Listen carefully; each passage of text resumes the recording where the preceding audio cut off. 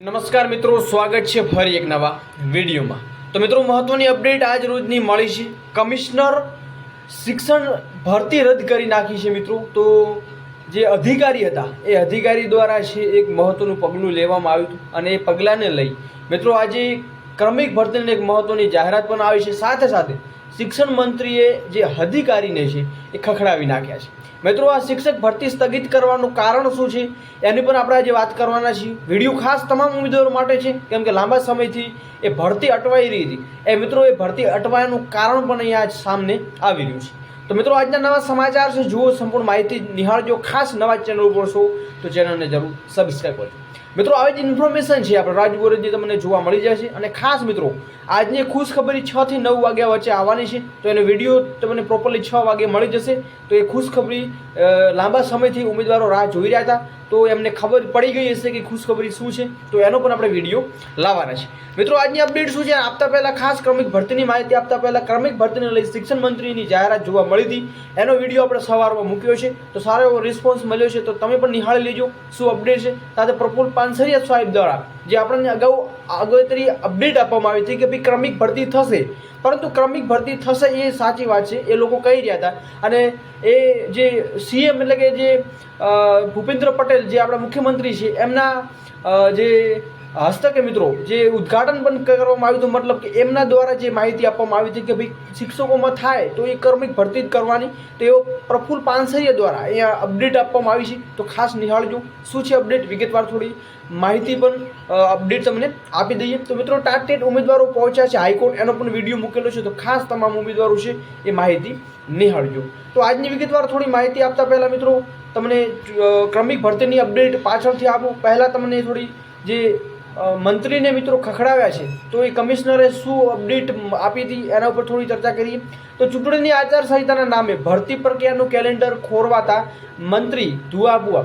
તો અહીંયા તમે જોઈ રહ્યા છો કે શિક્ષકોની ભરતી પ્રક્રિયા સ્થગિત કરનાર સ્કૂલ કમિશનરને શિક્ષણ મંત્રીએ ખખડાવી નાખ્યા।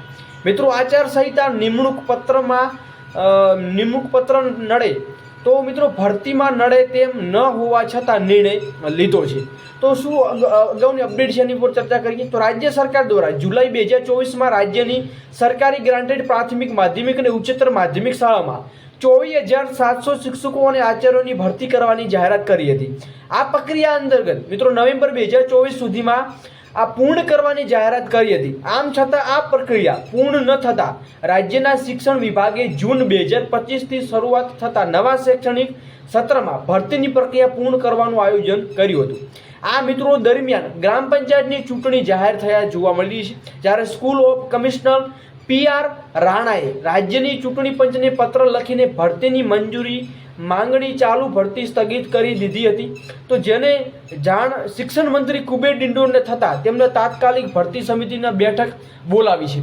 તો મિત્રો, આ બેઠકમાં ચૂંટણીની આચારસંહિતા નિમણૂક પત્ર આપવા ન નડે છે, એટલે મિત્રો નડશે નહીં। ભરતી પ્રક્રિયા શરૂ છે તેમાં ન નડતી છતાં પણ કેમ ભરતી સ્થગિત કરી તેવું કહીને સ્કૂલ ઓફ કમિશનર ભરતી સમિતિના સભ્યોની હાજરીમાં જ ખખડાવી નાખ્યા છે।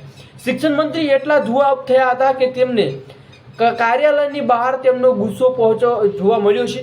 સોનું સ્કૂલ 1ની જે મંત્રી કાર્યાલય સાંજે 4 કલાકે એકાએક સ્કૂલ ઓફ કમિશનર PR રાણાને બોલાવવામાં આવ્યા હતા અને તેમના બોલાવ્યા તે પહેલાં જ શિક્ષણ મંત્રીએ ભરતી સમિતિના અન્ય સભ્યોને પણ બોલાવી દીધા હતા। મિત્રો, બેઠક ભરતી સ્થગિત કેમ કરી છે અને તેનો મુદ્દો ઉપસ્થિત કરવામાં આવ્યો હતો, ત્યારે જ ધોરણ 9 થી 12ની ભરતી પ્રક્રિયા શરૂ રાજ્ય સરકારે જૂન 2025ની શરૂ થતા નવા શૈક્ષણિક વર્ષ સુધીમાં 24,700 શિક્ષકો અને આચાર્ય સહિતની નિમણૂક પૂર્ણ કરવાનો લક્ષ્યાંક રાખેલો હતો। તો આવા સંજોગોમાં આચારસંહિતા નામ પર સ્કૂલ ઓફ કમિશનર PR રાણાએ ભરતી પ્રક્રિયા સ્થગિત કરી દેતા શિક્ષણ મંત્રીએ ગુસ્સે થયા હતા। તો તેમને તાત્કાલિક ભરતી સમિતિ બેઠક બોલાવી હતી, ને જેમાં ભરતી સમિતિએ ચેરમેનની રૂઓ કમિશનર રાણાને બોલાવ્યા અને આમ તેમની ભરતી પ્રક્રિયાને પૂછ્યા વગર, એટલે કે જે પ્રક્રિયા અત્યારે હાલ ફિલહાલ થઈ રહી છે એમને પૂછ્યા વગર સ્થગિત કરવા માટે ઠપકો આપ્યો હતો। આચારસંહિતા 27 જૂન પૂરી થશે, તો આ દરમિયાન ભરતી શરૂ રાખી નિમણૂક પત્ર આચારસંહિતા પૂરી થાય પછી આપી શકાય છે, તો એવી અપડેટ મળી છે। તો ભરતી પ્રક્રિયા મિત્રો અત્યારે સ્થગિત કરવામાં આવી નથી એવી પણ અપડેટ જોવા મળી રહી છે। ભરતી પ્રક્રિયા ઓલરેડી ચાલુ છે, પરંતુ અહીંયા પાછળથી લખેલ છે કે નિમણૂક પત્ર છે, તમને નિમણૂક છે, તમારું ફાઇનલ બધું મિત્રો પ્રોસેસ થઈ જાય છે, પરંતુ જ્યારે તમને નિમણૂક આપવામાં આવશે, એ નિમણૂક ક્યારે આપવામાં આવશે તો કે 27 જૂન, એટલે કે મિત્રો તમારે તો 1 મહિનો રાહ જોવાની રહેશે. 1 મહિના પછી તમને નિમણૂક છે તમને આપવામાં આવશે. તો આ હતી મિત્રો ચૂંટણીની આચારસંહિતાના નામે ભરતી પ્રક્રિયાનું જે કેલેન્ડર ખોરવાનું હતું, જેમાં કમિશનરને શિક્ષણ મંત્રીએ છે થોડા ખખડાયા હતા, અને એ મળતી માહિતી મુજબ મિત્રો ભરતી જે રદ કરવામાં આવી હતી એની સંપૂર્ણ પ્રોસેસ છે ફરી કન્ટિન્યુ ચાલુ રાખવામાં આવી રહી છે. હવે આના પછી મિત્રો ક્રમિક ભરતીને લઈ મિત્રો મહત્વની સમાચાર મળ્યા છે. તો ક્રમિક ભરતીનો આપણે સવારમાં એક વિડીયો મૂકેલો છે, જેમાં મંત્રી દ્વારા છે એ આશ્વાસન આપવામાં આવ્યું હતું કે ભાઈ ભરતી થશે તો રેગ્યુલર ક્રમિક રીતે ઉપરથી માંડી અને નીચે સુધી એવી રીતે થશે, એવું મંત્રી બોલ્યા હતા. તો એ મંત્રી બોલેલું છે તો એ બોલેલા વર્તન કેમ નથી ગયા મિત્રો, એ પણ એક મોટો સવાલ છે. તો સાથે આજની અપડેટ શું છે એના ઉપર થોડી ચર્ચા કરીએ. મિત્રો વાત કરીએ તો ક્રમિકની વાતો કહેનાર ઉમેદવારો મિત્રો જેને ક્રમિક જોઈએ છે એ એમના પેટનું પાણી હલતું નથી. મિત્રો ઘણા હમણાં વચમાં ઉમેદવારો જઈ રહ્યા હતા ગાંધીનગર, જે વિદ્યા સમીક્ષા કેન્દ્ર હોય તે ગાંધીનગર ગઈ રહ્યા હતા, જેમાં જેટલા ઉમેદવારો મિત્રો જોઈએ છે એટલા ઉમેદવારો નથી આવતા. હવે સોશિયલ મીડિયામાં મિત્રો જેટલો રિસ્પોન્સ મળ્યો છે એવો જો રૂબરૂ મળે તો કંઈ ના કંઈ ક્રમિક ભરતી ચોક્કસ થાય. મિત્રો જો આપણે આગળ આવીશું તો બીજા પણ આગળ આવશે. મિત્રો આપણે જો ઘરે રહીશું અને સોશિયલ મીડિયાની માધ્યમથી તમે જો ક્રમિક ભરતી કરવા આવી જઈ રહ્યા છો તો મિત્રો એ નહીં થાય. તમારે એના માટે આગળ આવવું જોઈએ. મિત્રો ટીમ છે એ ગયેલી હતી તો એમના સાથે 50 જેટલા ઉમેદવારો સાથ સહકાર માટે આપ્યા હતા. તો બધાને ભરતી ક્રમિક જોઈએ છે, પરંતુ આવું કોઈને નથી. મિત્રો FML આપી દેશે અને પછી મેરિટમાં ઇન નહીં થાવ, એટલે કે મેરિટમાં તમે નહીં આવો તો મહેરબાની કરીને અમને માનસિક તણાવ ના આપશો, કેમ કે આટલે ઊંચું મેરિટ રહ્યું, હવે ક્રમિક કરાવો. અત્યારે સુધી વેકેશન ઘરે બેસીને મોજ કરીએ છીએ અને અહીંયા તમે તડકામાં ચામડાના કલર બદલી નાખ્યા છે. મિત્રો એક દાખલો છે કે ભાઈ જો ભરતી ક્રમિક કરવી છે તો તમામ ઉમેદવારો એકજૂટ થઈને સામે આવવું જોઈએ. પછી પાછળથી મિત્રો તમે એમ પછી સોશિયલ મીડિયાના માધ્યમથી તમે જણાવો કે ક્રમિક કરો, ક્રમિક ભરતી કરો, કોમેન્ટો કરશે, લાઈવમાં કોમેન્ટો કરશે, ભાઈ ભરતી છે ક્રમિક થવી જોઈએ. મિત્રો એમ ક્રમિક ભરતી ન થાય. તમારે એના માટે તમામને સાથ સહકાર સાથે એકજૂટ થઈ આગળ આવવું જોઈએ. જ્યારે આવેદનો નિવેદનો આપવામાં આવી રહ્યા છે તો તમામ ઉમેદવારો આવવું જોઈએ.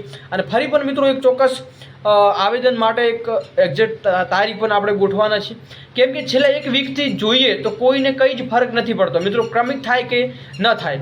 મિત્રો ઘણા ઉમેદવારો છે એ સોશિયલ મીડિયામાં જ ખાલી એનો રિસ્પોન્સ આપી રહ્યા છે, પરંતુ જો બહાર આપવામાં જો રૂબરૂ મુલાકાત કરવાનું કહે તો કોઈ પણ ઉમેદવારો આવવા તૈયાર નથી. જે થાય તે શરણાગતિ સ્વીકારી લેજો, કેમ કે જો લડવાની શક્તિ અને ક્ષમતાને દરેક કેળવણી પડે. બહુ જૂનું લોકોમાં જોવા મળે છે, એટલે ઓછા લોકોમાં જોવા મળે છે.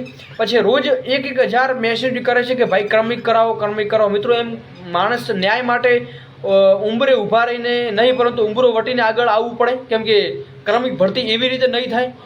સોશિયલ મીડિયાના માધ્યમથી ભરતી છે તમને ક્રમિક નહીં જોવા મળે. તો ક્રમિક ભરતી કરવા મિત્રો ખાસ આગળ આવજો. અને આજની અપડેટ આ હતી મિત્રો. 6 કે 6:30 વાગે ખુશખબરી આવવાની છે, એનો વિડીયો ટૂંક સમયમાં મૂકવાના છે. તો ખાસ સબસ્ક્રાઈબ કરજો.